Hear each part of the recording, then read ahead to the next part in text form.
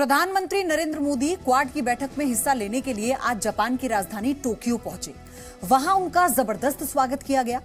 इस दौरान धारा 370 हटाने से लेकर काशी कॉरिडोर के निर्माण तक का जिक्र हुआ और भारत माता की जय के नारे लगे। पीएम मोदी ने भी लोगों को निराश नहीं किया और उनसे मुलाकात कर भारत को मजबूत बनाने की अपील की।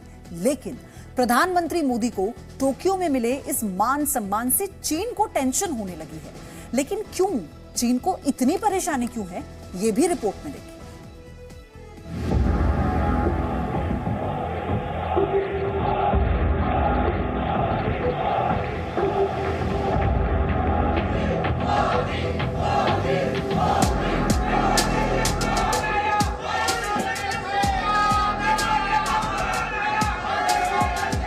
जापान में भारत माता की जय जयकार।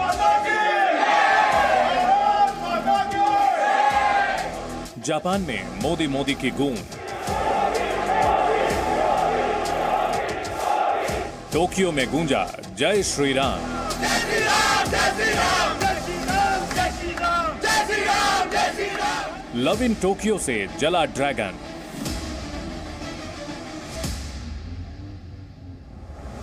प्रधानमंत्री नरेंद्र मोदी ने आज जापान की धरती पर कदम रखा तो उनका स्वागत कुछ इसी अंदाज में हुआ।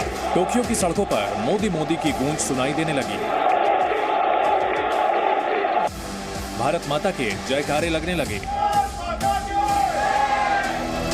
ये पीएम नरेंद्र मोदी का वो जादू है जिसका असर 7 समंदर पार भी दिखाई देता है। ये स्वागत दुनिया में हिंदुस्तान के लहराते परचम की नजीर है।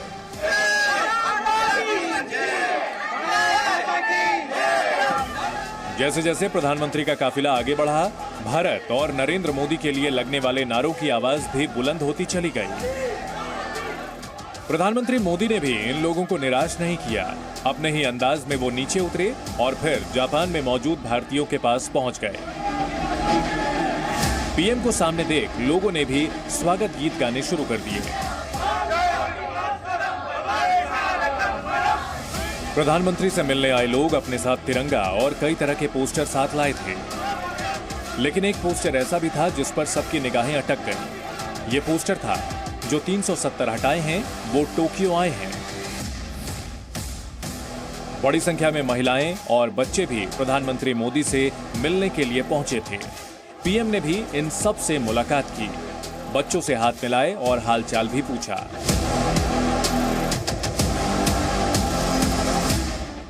हुजूम में आगे मौजूद कुछ लोग तो प्रधानमंत्री मोदी के पैर छूने की कोशिश करते नजर आए। हालांकि पीएम ने ऐसा करने से उन्हें रोक दिया। प्रधानमंत्री आगे बढ़े तो उनकी नजर भारतवंशी बच्चों के साथ खड़े कुछ जापानी बच्चों पर पड़ी। ये जापानी बच्चे भी उनके स्वागत के लिए लाइन में खड़े थे। इन बच्चों के हाथों में प्रधानमंत्री के स्वागत में हिंदी, अंग्रेजी और जापानी सहित भारत की अलग अलग भाषाओं में लिखे पोस्टर थे। प्रधानमंत्री ने इन बच्चों के सिर पर हाथ रखकर उन्हें आशीर्वाद दिया और उनसे बातचीत भी की। एक बच्चे ने प्रधानमंत्री मोदी को अपना नाम हिंदी में बताया तो फिर पीएम और उसकी बातचीत का सिलसिला भी शुरू हो गया। मेरा नाम वित्सुकी है, मैं ग्लोबल इंडियन स्कूल 5वीं कक्षा में पढ़ता हूँ। जापान में आपका बहुत स्वागत है। मैं यहाँ पर सिग्नेचर प्लीज। कहाँ से सीख लिया तुमने हिंदी? हैं? बहुत अच्छा जानते हो। वाह वाह। और जापानी में क्या लिखा है? ये 3 भाषा लिख दी। प्रधानमंत्री ने इस जापानी छात्र की पेंटिंग पर ऑटोग्राफ भी दिए। इसके बाद उन्होंने उनके स्वागत के लिए खड़े दूसरे जापानी बच्चों से भी बात की और उनकी तारीफ की। एक बार ऑटोग्राफ देने का सिलसिला शुरू हुआ तो पीएम मोदी ने किसी बच्चे को निराश नहीं किया। क्या बोले पीएम? मुझे बहुत खुशी हुई, पहले बार मिली थी। आपसे बात की उन्होंने? क्या बोले आपको? आपका नाम क्या है? प्रधानमंत्री के ऐसे रुख ने बच्चों के साथ ही उनके माता पिता का भी दिल जीत लिया। भारतीयों के लिए इतनी गर्व की अनुभूति होती है। उन्होंने पूरे विश्व में जिस तरीके से भारत का इमेज लगाया है, इससे गर्व, इसे ये पिछले 10 साल पहले ऐसा कुछ नहीं था। 2014 के बाद वो गर्व की भावना इतनी बढ़ गई है कि हमें गर्व होता है भारतीय कहने पे। इन तस्वीरों से ये साफ हो गया कि दुनिया का कोई भी हिस्सा हो, प्रधानमंत्री की लोकप्रियता में कोई अंतर नहीं आता। उनके हर विदेश दौरे में इसी तरह की तस्वीरें देखने को मिलती हैं। जापान की धरती पर भी उनके स्वागत की कुछ ऐसी ही तस्वीरें नजर आईं। लेकिन जापान में भारत को मिल रहे इस प्रेम ने चीन को जरूर टेंशन में डाल दिया है। टोक्यो से पलकी उपाध्याय के साथ ब्यूरो रिपोर्ट, जी मीडिया।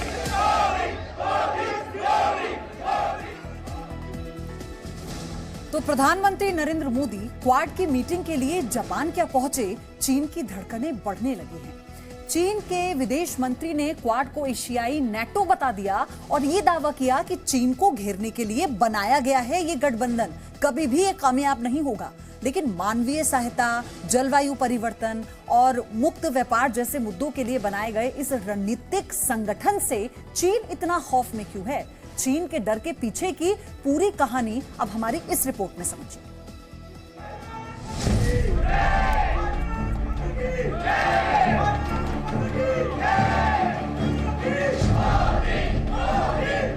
प्रधानमंत्री नरेंद्र मोदी क्वाड नेताओं के साथ बैठक के लिए जापान की राजधानी टोक्यो पहुंच चुके हैं। 24 मई को होने वाली इस बैठक में पीएम मोदी के अलावा अमेरिका के राष्ट्रपति जो बाइडेन, ऑस्ट्रेलिया के नए पीएम एंथोनी अल्बनीज और जापान के प्रधानमंत्री फूमियो किशिदा शामिल होंगे।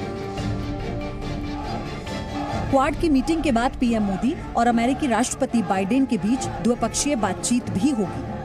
पीएम मोदी का ये दौरा इसलिए भी अहम है क्योंकि रूस और यूक्रेन की जंग के बीच चीन एक बार फिर लद्दाख में अपनी पुरानी हरकतों पर उतर आया है। चीन लद्दाख की पैंगोंग लेक में पुल बनाने के साथ फौजी जमावड़ा भी बढ़ा रहा है। ऐसे में माना जा रहा है कि इस बैठक में असली फोकस चीन पर ही रहेगा। दरअसल हाल के कुछ सालों में चीन ने भारत पर दबाव बनाने के लिए हिंद महासागर में तेजी से अपनी ताकत बढ़ाई है। यही नहीं, वो पूरे साउथ चाइना सी पर भी अपना दावा ठोक रहा है। जानकारों की माने तो उसकी इसी दादागिरी को खत्म करने के लिए ही क्वाड का गठन हुआ है। क्वाड अमेरिका, जापान, ऑस्ट्रेलिया और भारत के बीच एक रणनीतिक संगठन है और इसे 2007 में बनाया गया था। इसका एक बड़ा मकसद हिंद प्रशांत क्षेत्र के दूसरे देशों को चीन के प्रभाव से बचाना है।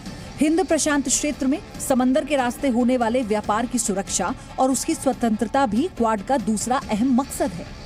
क्वाड के एजेंडे में समुद्री सुरक्षा के साथ साइबर सुरक्षा, आर्थिक और मानवीय सहायता, जलवायु परिवर्तन, महामारी और शिक्षा जैसे मुद्दे भी शामिल हैं।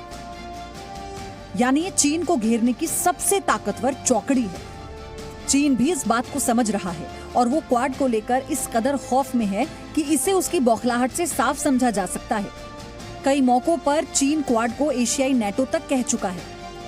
在涉及中国主权和领土完整等核心利益问题上，中方没有任何妥协退让余地。任何人不要低估中国人民捍卫国家主权和领土完整的坚强决心、坚定意志、强大能力。不要站在14亿中国人民的对立面。我们敦促美方切实恪守一个中国原则和中美3个联合公报规定。 दरअसल चीन को सबसे बड़ी टेंशन क्वाड में भारत की मौजूदगी से है। चीन को डर है कि भारत का अमेरिका और जापान जैसे ताकतवर देशों के साथ गठबंधन उसके लिए चुनौती बन सकता है। भारत क्वाड में अपना कद बढ़ाकर भारत चीनी दादागिरी पर लगाम लगाने के लिए एशिया में शक्ति संतुलन भी कायम कर सकता है। इसके अलावा क्वाड ने इस इलाके में चीन की अवैध फिशिंग यानी अवैध तरीके से मछली पकड़ने के धंधे को बंद करने का भी पक्का इंतजाम कर लिया है। क्वाड से चाइना को अगर कंट्रोल नहीं भी कर पाए दुनिया, पर चाइना पे अंकुश तो लगा देगी और अंकुश लगाने शुरू हो गए हैं। और ये अंकुश लगेंगे चाइना की स्पीड पर और चाइना की मार्केट एक्सेस पर। तो चाइना की इस स्टैंडर्ड डोमिनेशन को काउंटर करने के लिए क्वाड बहुत इंपॉर्टेंस प्लेस कर रहा है। चौतरफा घिरा चीन भारत पर दबाव बनाने की पूरी कोशिश कर रहा है। एक तरफ तो वो भारत की और भारत की नीतियों की तारीफ कर रहा है, तो दूसरी ओर वो एलएसी पर शक्ति प्रदर्शन भी कर रहा है। लेकिन भारत चीन के इरादों को और उसकी चालों को अच्छी तरह से समझ चुका है और क्वाड की ये बैठक कूटनीति के मोर्चे पर भारत का चीन को करारा जवाब है। ब्यूरो रिपोर्ट, जी मीडिया।